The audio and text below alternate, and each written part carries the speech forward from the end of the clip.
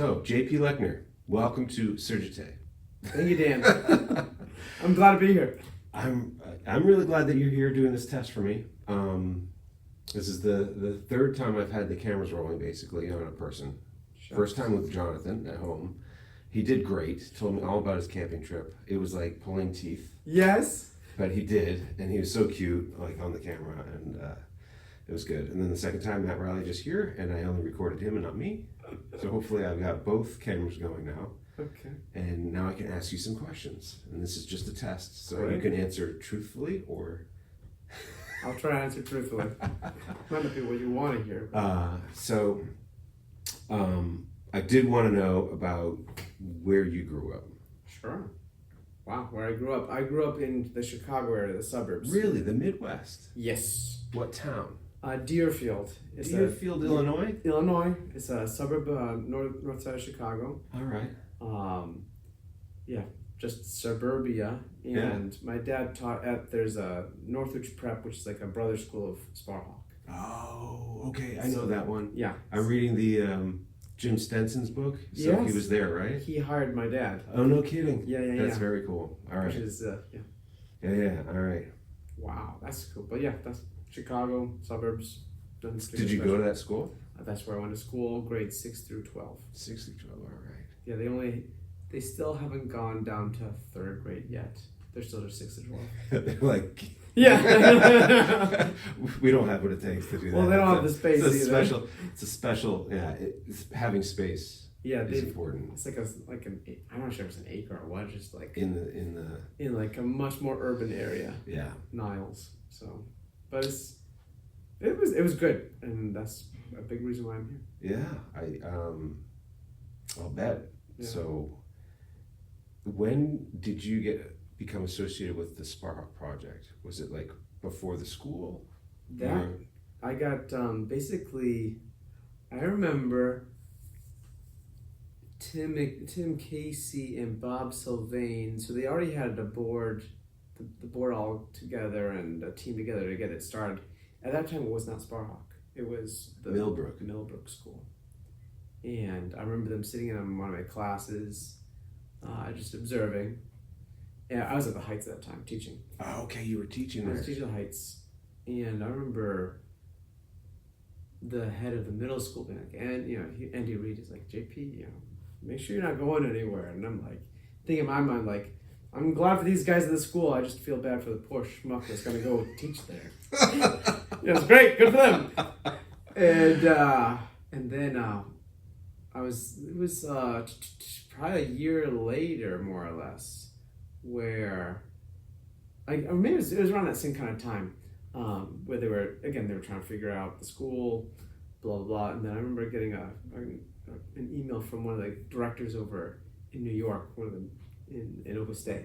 Say, hey, JP, can we talk? I'm going to come in sometime. I'm like, oh, well, this guy, he went to this center, so I better not going to go to that center. I'm probably going to move somewhere. Oh, it's probably going to be Millbrook. And so he asked, hey, JP, would you be up for moving over to Sparhawk, or to Millbrook at that time? Yeah, so that's for that. That was 2018, I guess, or 2017. That was in like December 2017, or October. So, wow, that's when I got started. It was so you were the first class. Mm-hmm. It was good. Amazing. It was fun. I don't know if I told you about how I heard about the school, but it was with Raymond. Right? And the startup. And the startup. What was the deal with that? It was just an idea I had with a buddy at work. We were kind of bored with doing our regular engineering jobs for an orthopedic company. I mean, it's not bad work, but we were just thrown out. We were like, look at all these things that are happening, all these apps and everything. We were just coming up with ideas all over the place, and one of them came up that sounded like promising, and we called it Favor Shot, and it was just an app to request somebody else to take your picture with their phone. So it's like we called it like Uber for taking pictures. I know it's weird, but it's like you use which phone? you use your own phone Yeah.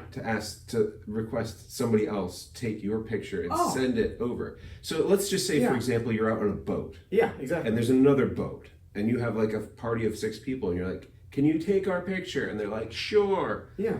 You do that over the app. They would just like connect with you, take your picture, and it would come over to you. Instead of you having to give your phone number to somebody else. And, yeah. And then we had that idea, and then COVID came, and it's like nobody wanted to touch anything. Oh, no. And we were like, this is perfect.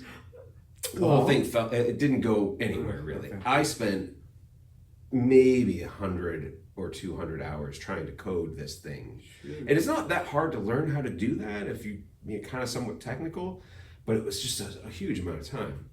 And so I was looking for Raymond, and he was like, yeah, I'm really interested. And he's like, oh, I'm sorry, I can't do your project. I'm going to start a school. It was so weird. Yeah. Totally out of the blue. But he had told me about Opus Dei, which I had not heard about at all before. I mean, not even from Tom Hanks movies. Like, I didn't know what it was. I was like, okay. And he told me, and then got me connected with Charlie Delsas, who lives like in the town next door to me in Holden Circle. So it was awesome. So anyway, that's a whole other story. But that was in 2017 when I met Raymond. Yes. It was before the school was officially starting, and he was just looking for something to do before the school started. And I actually don't know. I didn't ask him about his like progression of like, when did you know? Like, did you know the school was gonna start when you started talking to me, or was that still like, you know, will you just leave me on? But like, he was one of the random people that I contacted through LinkedIn. Right. Like, didn't know them, cold calling At all. Yeah. Just like, I need some help. And it was like, he just said, yeah, sure. And met up in Cambridge and yeah. And yeah, it's pretty cool. It's pretty cool how that like Totally. set up something so important to me and my family and Yeah. Jonathan. Like, you know what I mean? Like, it was That's huge. such a strange coincidental meeting that, and it was a totally unrelated interest. Right. You know? Right. I was interested in like making it big, like making a startup that's worth $1 billion or whatever. It's like, And you reach out to someone through just LinkedIn. yeah, and then it brought something so much more important in my life than being a successful app maker. Although it's taken time, so you need patience. Anyway, that's it, and That's crazy. I hope this video comes out well. Hey, it's something. It's a try. I don't want to take up much. I know you got to go find Raymond for his pre-birthday. Yes. Anyway, I really appreciate your time, and we will set up something to go into round 2. And thank you for just doing this. This is like really good for the school and for a lot of people. So. Don't count the chickens before they're hatched. Yeah, but even just like the willingness and all this is good. This is big. Cool. All right. Well, Thank you. thank you, sir.